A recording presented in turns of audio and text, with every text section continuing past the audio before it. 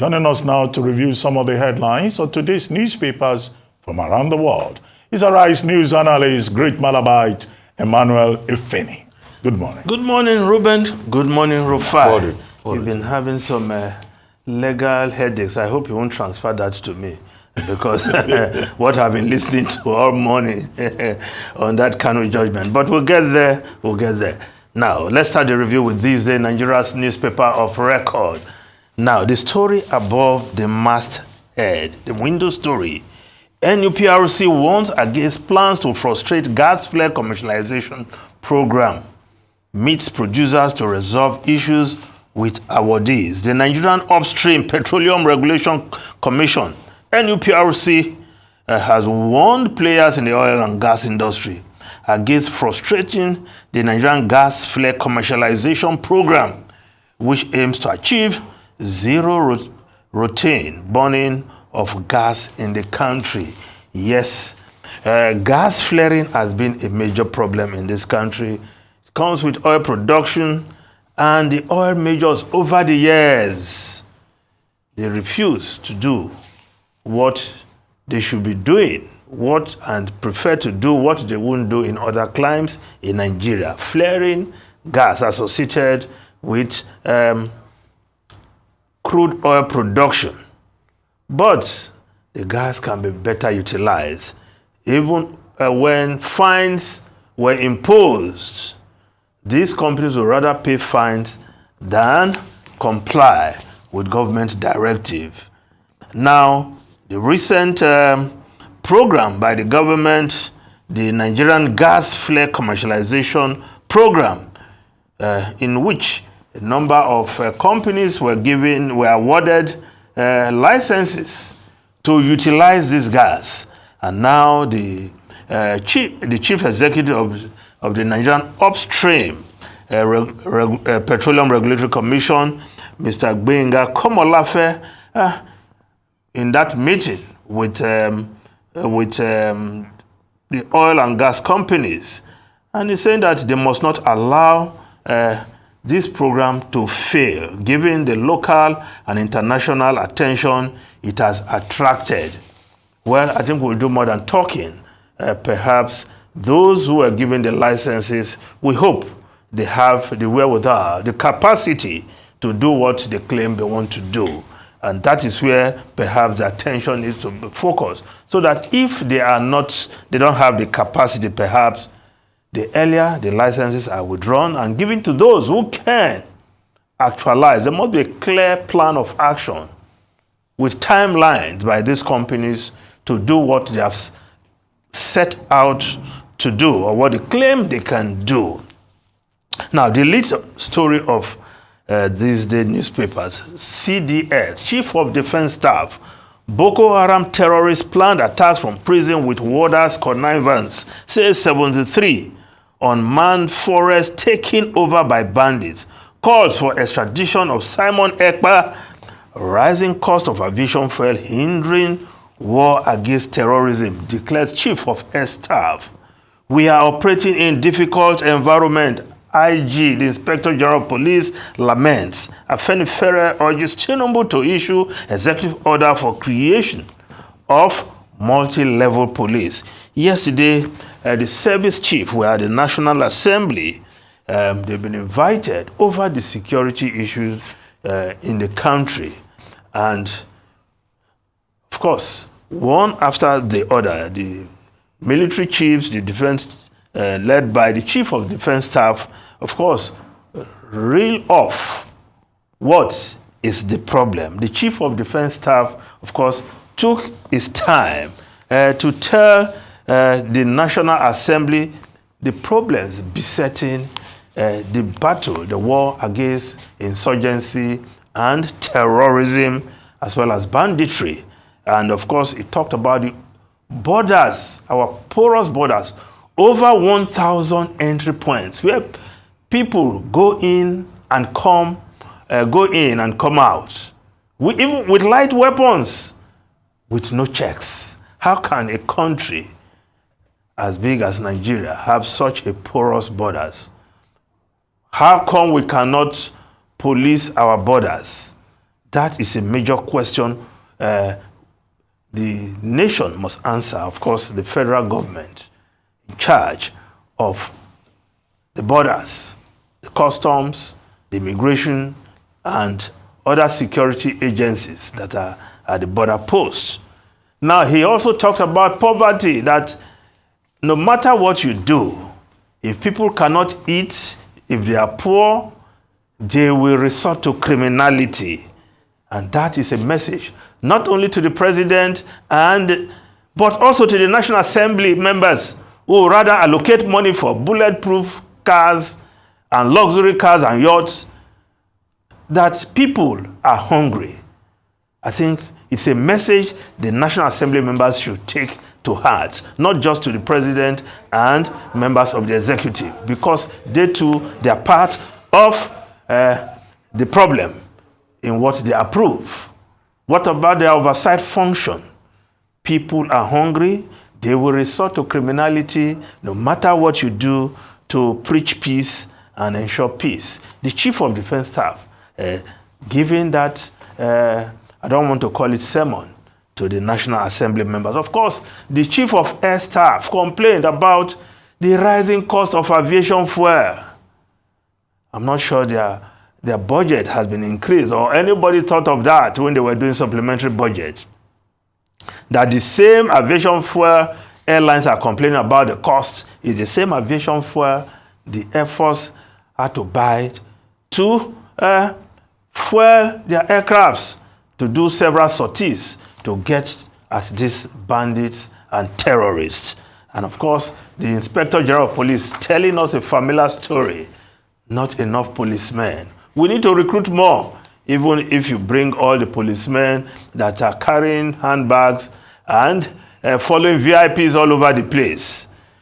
Of course, we still need more policemen. So there should be recruitment, training, and caring for the policemen. It's not just enough to recruit and take them to one dungeon you call barracks. You have to take care of the policemen.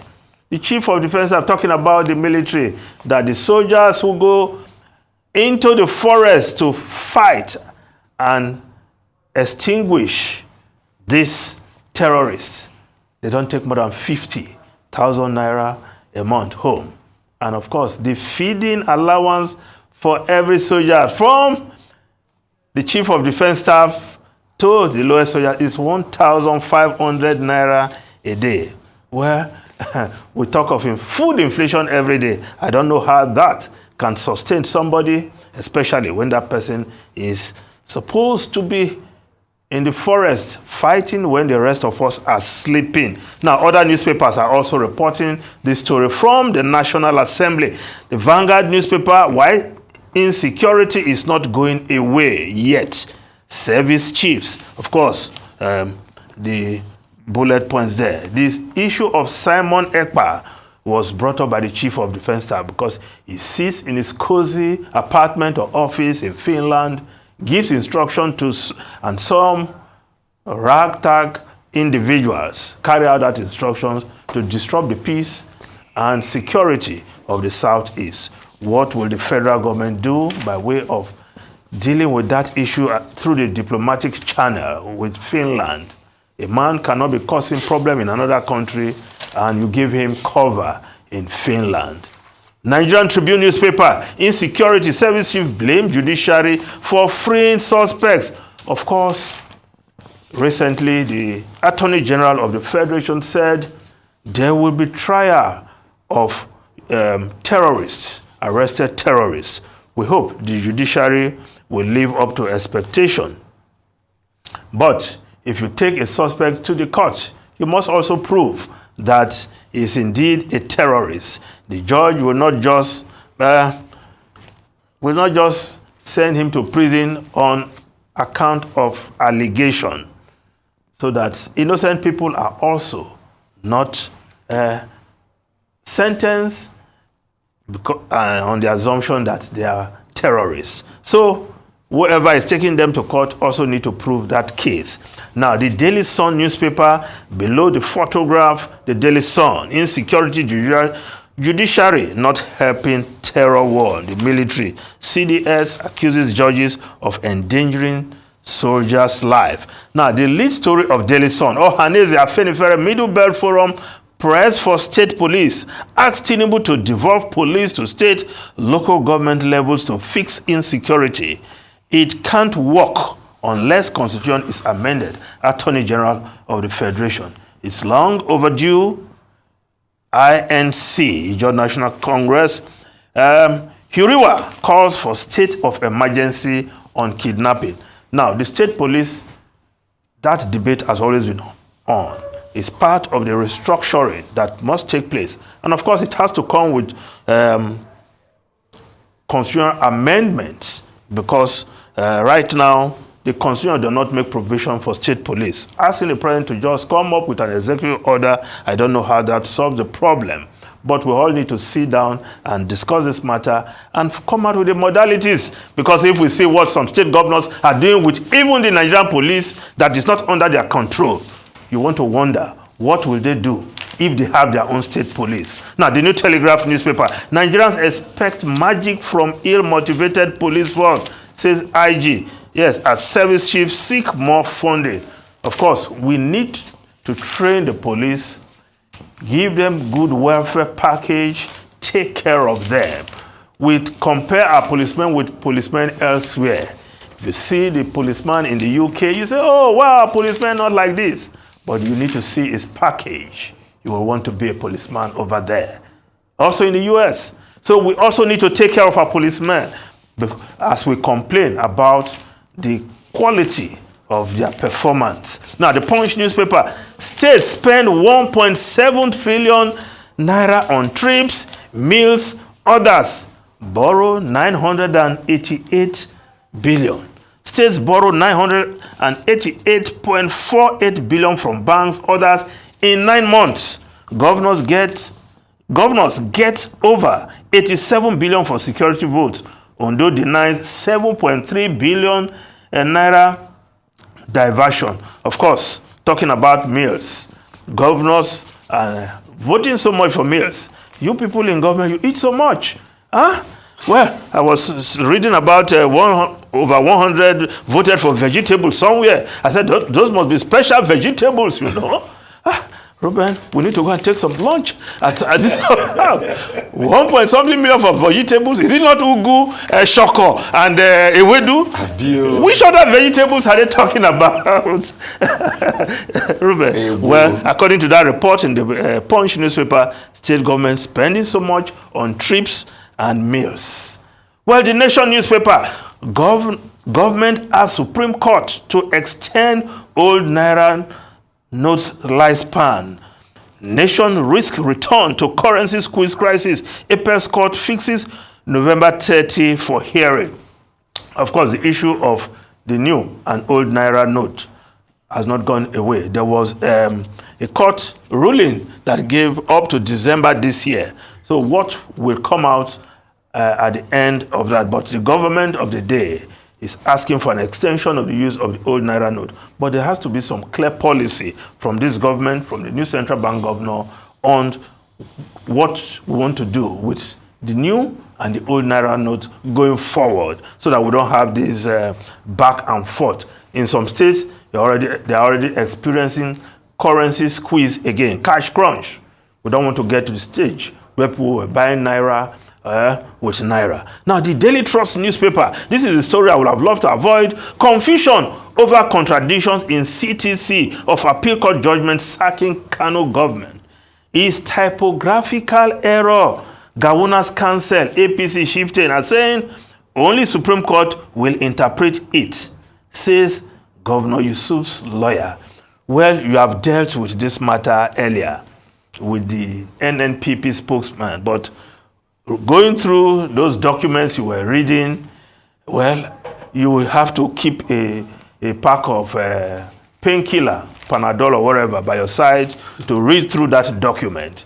Because, well, they are saying typographical error, but the Supreme Court will have their job well cut out. But what would they be looking at if there's these contradictions? Because reading what you read upper paragraph, conclusion, the verdict of one judge, the other judge. Well, we just hope the judiciary, but I don't want people to cast aspersion on the judiciary, because judges like Caesar's wife, we expect them to live above board, but they are humans. So if they're saying there is a typographical error, well, what was delivered was different from what eventually came out as certified through copy 5 days after the judgment was delivered. Well, I'm sure I will leave lawyers to earn their pay and have the headache over that matter. The Guardian newspaper: amid heavy docket, electoral cases overwhelm judges' justice system. Yes, this matter of so many cases going to the court after the election. Judiciary constitutes 98 panels to hear 1,209 election petitions. 10 out of 21 apex court justices saddled with 6,884 cases. 346 judges drawn from various courts for electoral duties. Fastest case from High Court to Supreme Court may take average of 30 years. Banire, that's regular other cases. In Lagos, 65 judges, 146 magistrates, others tackle over 11,000 cases yearly at a ratio of 358 cases per judge. Well, judges, they have a lot to worry about. Well, the recent list of nominees for positions to occupy vacancies in the Supreme Court, once approved by all the relevant bodies, perhaps may bring some relief to the justices at the Supreme Court. For now, they are clearly overwhelmed. Now, the Business Day newspaper: will investment return on federal government's olive branch to oil majors? Yes, Nigeria withdrew that case against civil claims against ENI, as well as share in that OPL 245 case in Italian court. But the Business Day newspaper is asking whether with this olive branch, does that mean the oil majors will come back? Because some of them are selling off their assets, especially the land and swamp rigs. They are selling off those assets right now. But with the government extending this olive branch, will these companies come back? Now, the foreign newspapers quickly, if we look at the Guardian of UK, if we put it up there, yes, the Chancellor coming up with a rash of tax cuts in the UK. Also, that story is on the front page of the Times of London, as well as the Daily Telegraph. The Jeremy Hunt, the Chancellor, said will announce 110 measures to boost the British economy ahead of the general election. Of course, in one of the last economic events that will, before the next general election, of course, it's like the last throw of the dice for the Tories, coming up with a lot of major tax cuts, but they also want to force those who are not working to get to work. And of course, the way the Guardian newspaper puts it, Hunt bows to Tory demands for tax cut in a bid to revive the economy. But will that change the narrative ahead of the next general election? Now, the Washington Post reporting Israel-Hamas reach hostage release deal. 4-day pause in exchange for 50 people. Of course, we just hope after this pause and the release of this hostage, there will be greater dialogue to end this carnage and release all the hostages, Reuben and Rufai. Well, Jeremy Hunt will be speaking in Parliament today at Westminster to announce his autumn statement. And that autumn statement is also Rishi Sunak's statement. And what the Tory party is doing that they're going back to the Thatcherite era of cutting taxes. And, the chancellor has been quoted as saying high tax, can translate into low growth. And they're going to cut up to about £9 billion as savings for businesses. They're going to cut national insurance. They're going to cut personal income tax. But he says they're going to be careful in such a way that all these cuts do not drive up inflation. But I think at the bottom of it is just politics. The general elections will be sometime in 2024. So you find the Conservative Party trying to suck up to the electorate to make sure that Labour doesn't push them out. So, politicians, they will do anything if they think that it will be in their own interest. So don't let us assume that they are cutting taxes because inflation rate in England has been halved. It's mainly about politics. It's a campaign strategy, as I see it. But the more important story is Benjamin Netanyahu, addressing his cabinet yesterday night and also addressing the MPs to approve the deal that has been worked out. Whether that deal will lead to a ceasefire remains to be seen. What we're told is that there will be a cessation of hostilities in Gaza for just about 4 days. 12 Israeli women and children will be released every night for 4 days. But there is an exchange. For exchange, 3 women from Gaza and children will also be released in exchange. So some rapprochement there, but whether it will lead to eventual ceasefire. And humanitarian corridor will be created for humanitarian aid to be come instructive. Then, of course, back home here, on the question of the Kano State judgment, well, the point has been made that the Supreme Court will resolve it. But just to make a point, that people sometimes, when they read judgments, they go and look for, even when they read laws, they go and look for one clause somewhere. They cherry pick. Legal documents are to be read as a whole, not that you go and look for a part of it that you think is convenient for you and you hold on to that. You have to read the entire, document holistically, not that you cherry pick and look for. That's why lawyers are paid so much to read everything. There may be a case of cherry picking here, but in any case, since the matter is still going to go to the apex court, there will be clarity. Finally, I just want to draw attention to page 15, I think, of this newspaper, Daily Trust. I thought I saw an advert there from the National Assembly. Okay, page 15. The Joint Committee on Electoral Matters of the National Assembly is inviting citizens, INEC, political parties, civil society organizations, professional associations, academia, development partners to a citizens' town hall on electoral reforms. We have been saying that one consequence of this electoral cycle this year will be for us to further deepen the electoral framework. And people, should take advantage of this. Yeah. The town hall is to create an opportunity for conversation around the key issues. And those key issues are listed here by the 2 chairmen of the National Assembly Committees on Electoral Matters.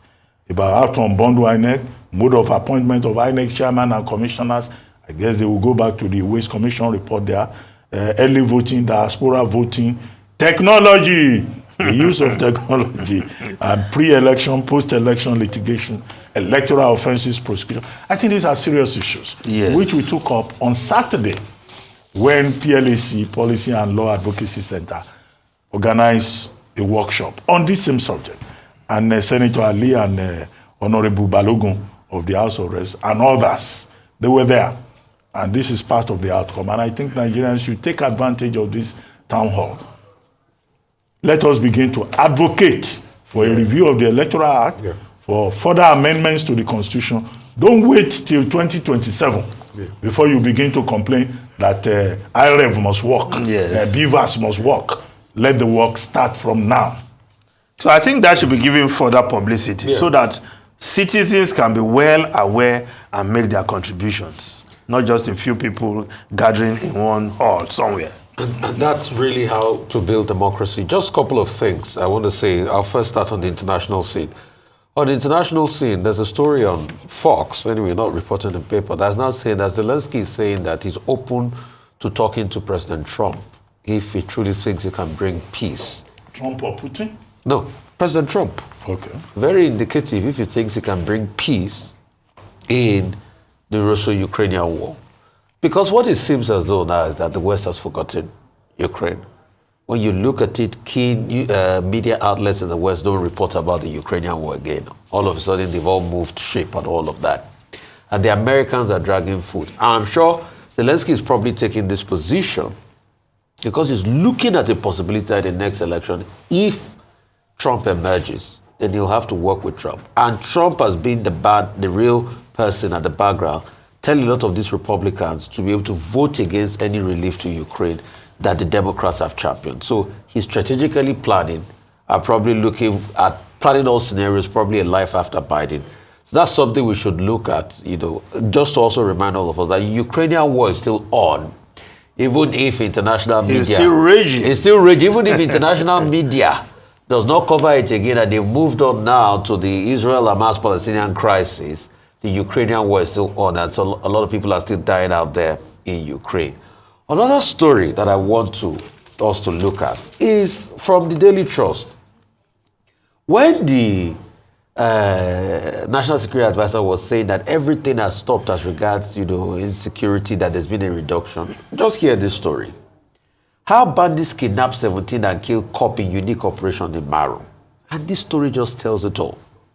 The other day I was talking about a massive level of underreporting. And this morning I want to give kudos to newspapers like Daily Trust. And somebody was saying at the National Assembly that by reporting this, you are glorifying terrorism. No, but it's telling the truth. You have to report it. So the people that are being kidnapped and killed, don't their story deserve to be told? It's injustice if we don't report it.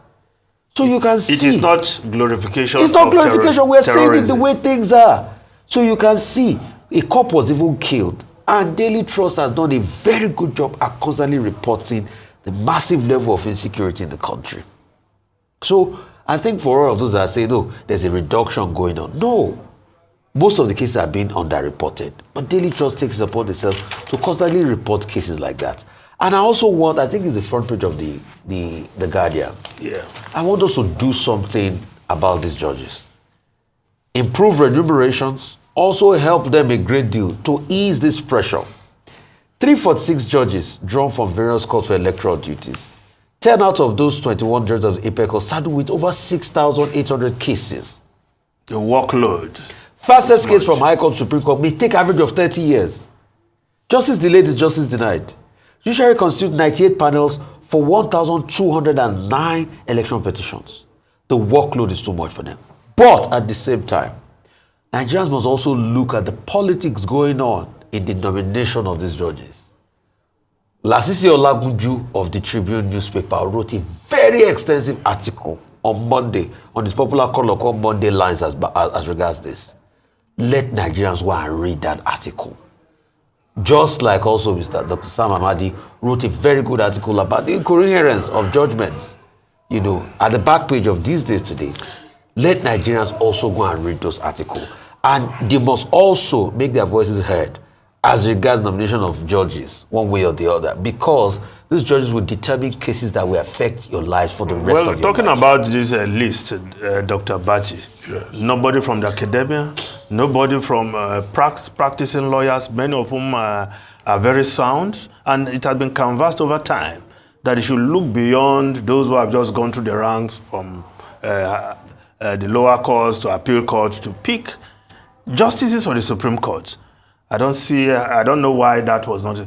If you remember the case of, I don't know, perhaps you can plot the route of the late Justice Nicky Toby. He was, remember, he was acting Dean of Law when we entered the University of Calabar, later became the Dean of Law at the University of Maiduguri for many years, but he went to the bench. I think it was at the appeal court at the time, where he gave one landmark judgment that changed the status of women in the Southeast as regards inheritance. And of course, he made it all the way to the Supreme Court. He was a professor of law. Yes, well, How come we cannot have that kind of trajectory anymore? It's a standing argument that academics and senior lawyers should also be allowed to join the Supreme Court bench, as is done in other places, in other jurisdictions, and that the Supreme Court should not be a club for judges only, so that you can have diversity of opinion. You can have... And they're even adding about judges and their children who are also passing through.